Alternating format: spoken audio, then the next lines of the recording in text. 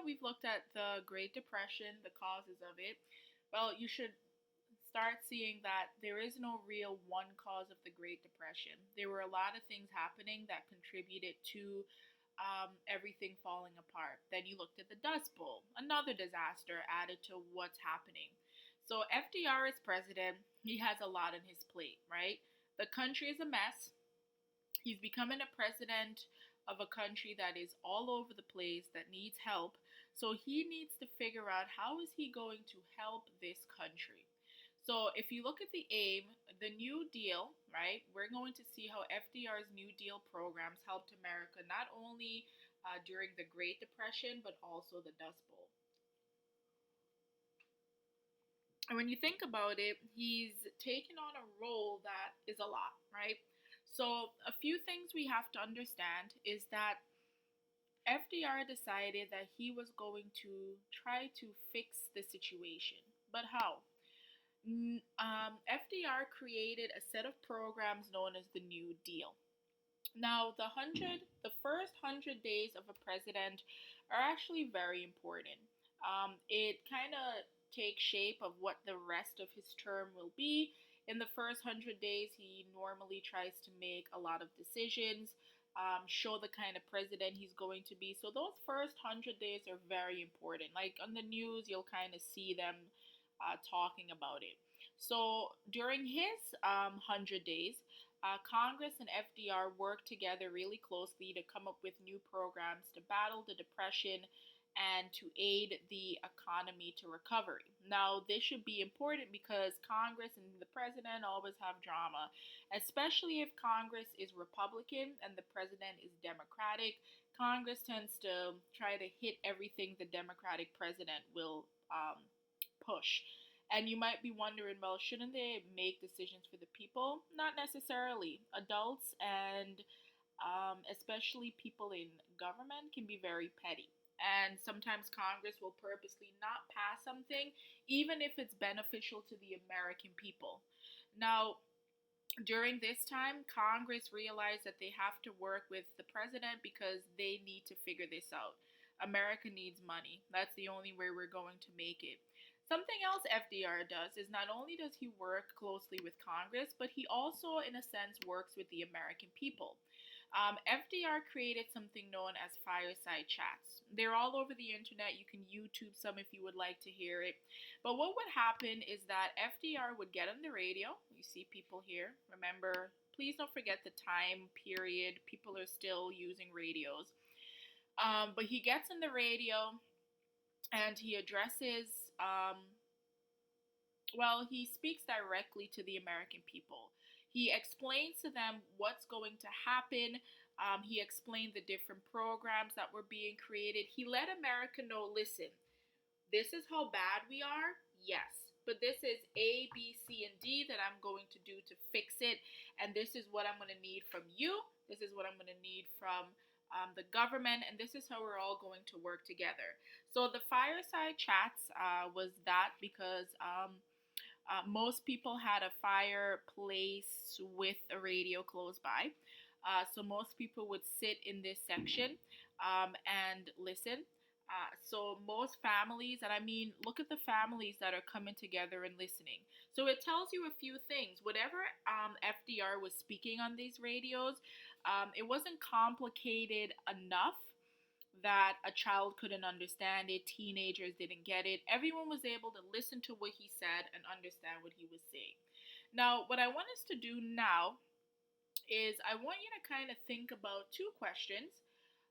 What should the US government do about the Great Depression? So you're going to pause and right now and come up with some brainstorms. Tell me two things you think they should focus on now. And then for your pause and write, were the fireside chats an effective way for FDR to communicate to the American people his ideas to help America get back on track after the Great Depression? Was this a smart thing for him to do? Tell the people what he was going to do. So answer those two questions and then come back to finish up for your classwork. All right, if you're back, you've answered your brainstorm, the pause and write. So we're going to get into the New Deal. Some of the New Deal programs you'll get a chance to look at focused on many different things. But the New Deal fell into three categories: relief, recovery, reform. These are notes from like when I taught this before. I kind of wanted to keep it up for you to see. So, relief is aid and assistance to those who needed it most. These programs were meant to be temporary and give Americans the things they needed immediately to survive. So, it's temporary. So, it's kind of like if I have, for example, I pulled a muscle and I need to take, let's say, a Tylenol. That's a temporary pain relief. When the painkiller wears off, my pain will still be there, but at least at that point, it's giving me ease. So the relief new deals were supposed to be temporary, and it was supposed to help Americans immediately. Eventually, things would have picked up on their own, but it wasn't a program that would have stayed around forever. It was a quick fix kind of situation. The second category is known as a recovery category. And you can think about it this way. Let's say the muscle pain that I have, it turns out that this muscle pain is a little bit more serious than just me taking a Tylenol. So now I have to go and get surgery done. Then I have to go through a recovery process. That means that this surgery I got, whatever happened to my muscle, it's going to take time for that to come back. It's not going to be immediate, right? And that's the same thing with the recovery programs. These programs aid at stimulating the economy or trying to start it up. And these programs were intended to be sustainable for the long term. So, yes, I did this surgery. At the moment, it's going to take some time, but eventually, once I heal, I shouldn't have to deal with that pain anymore, right? That's what that recovery is. It's going to take some time to stimulate this economy, but once the economy gets up and running, it should be a little bit smoother. Just like my muscle, if I get my surgery, then I'll be able to have no pain.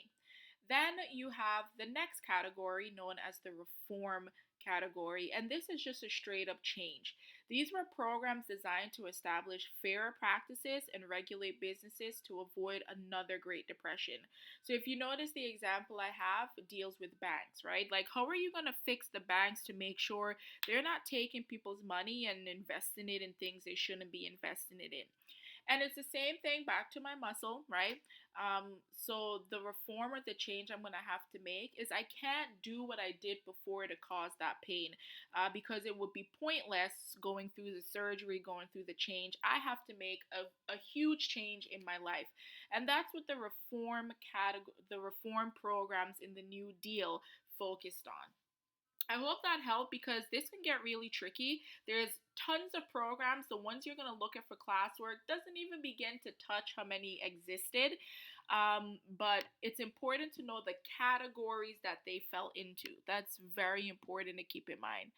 Um, so that's pretty much it for that. So your classwork will be pretty straightforward.